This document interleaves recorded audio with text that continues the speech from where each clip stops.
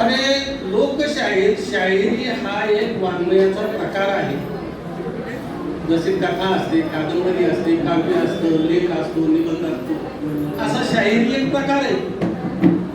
मग शाहिरी हा एक काव्याचा या वाङ्मयाचा जो प्रकार आहे तर त्याच्यावर एवढा जोर द्यायचं काय कारण आहे?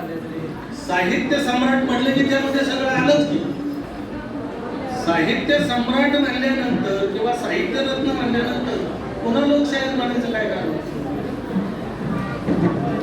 एखादा माणूस जर खासदार झाला, तो पूर्वी समजा सरपंच असेल, तो भाषणामध्ये आपण म्हणतो का आदरणीय खासदार सरपंच? नाही म्हणत ना. का म्हणत? अरे वरून खाली कुठं आणतात? साहित्य सम्राट साहित्य रत्न असा उल्लेख केल्यानंतर लोकशाही कशाला म्हणता तुम्ही? तो साहित्याचा एक प्रकार आहे. आणि लोकशाही म्हणून काय अण्णाभाऊ फार मोठे होत नाही. अण्णाभाऊ लोकशाही होते हे सगळ्या जगाला माहिती, कारण तो एक वाङ्मयाचा प्रकार आहे. दुसरी गोष्ट, अण्णाभाऊंनी वगनाट्ये लिहिलेली नाहीत. अनेक जण उल्लेख करताना सांगतात अण्णाभाऊंनी वगनाट्ये लिहिलेली. अण्णाभाऊंनी वगनाट्ये लिहिलेली नाहीत, अण्णाभाऊंनी लोकनाट्ये लिहिलेली. वगनाट्य हा मनोरंजनाचा प्रकार, लोकनाट्य हा प्रबोधनाचा प्रकार आहे. आणि अण्णाभाऊंनी लोकनाट्यातून प्रबोधन केलेले वगनाट्याचे विषय जे आहेत ते लोककथा, दंतकथा, पुराणकथा, ऐतिहासिक कथा, अशा काही कथा असतात वगनाट्याच्या. अण्णाभाऊच्या लोकनाट्याच्या कथा त्या वास्तववादी आहेत, त्यांची पात्र सुद्धा वास्तववादी आहेत. त्यांच्या लोकनाट्यामध्ये देवदेवतांची पात्र नाहीत आणि लोकनाट्यामध्ये समाजाच्या समस्या मांडलेल्या आहेत, त्याच्यावर उपाय सांगितलेले. म्हणून वगनाट्य म्हणू नका, अण्णाभाऊंनी लोकनाट्य लिहिलीत असंच म्हणा. तर आम्ही म्हणतच नाही, आम्हाला कळतच नाही काय म्हणायचं. अहो काही जण तर असे म्हणतात त्या अण्णाभाऊ तमाशामध्ये काम करीत होते. अण्णाभाऊंनी लोकनाट्यात काम केलं, तमाशात नाही. समजा त्यांच्या काही जुन्या काळात केलं असेल तर त्याचा उल्लेख करायची काही गरज नाही.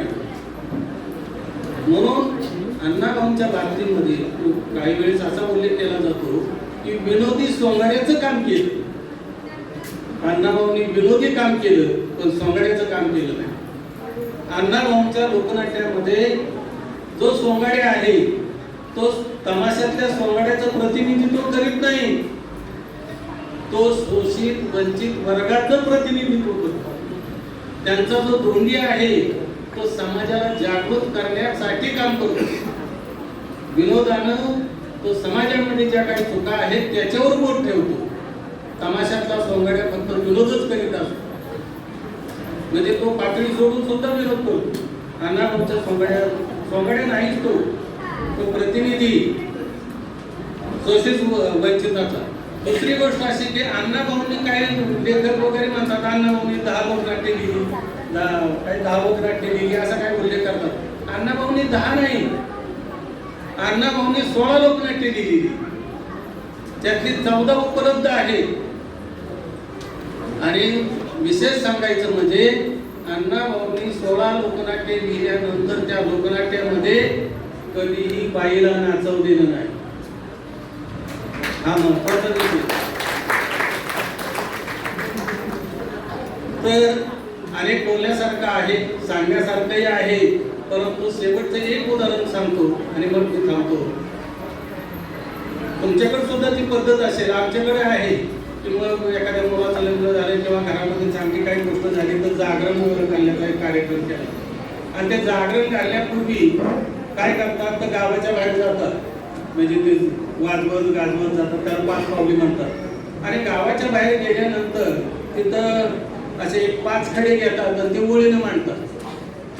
मग त्याच्यावर पाणी वगैरे ओततात, हळद कुंकू टाकतात, म्हणजे ते देव मानले जातात ते 5 खडे.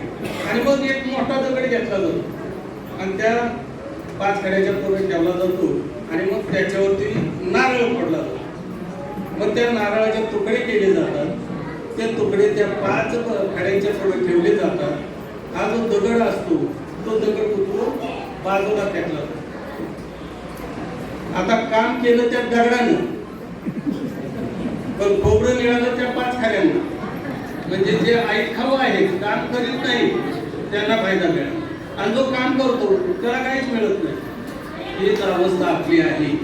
आम्ही लोकांसाठी काम करतो पण आम्हाला काहीच मिळत नाही. दुसऱ्यासाठी काम करीत बसू नका, समाजासाठी आणि स्वतःसाठी काम करा आणि जरा जागृत व्हा.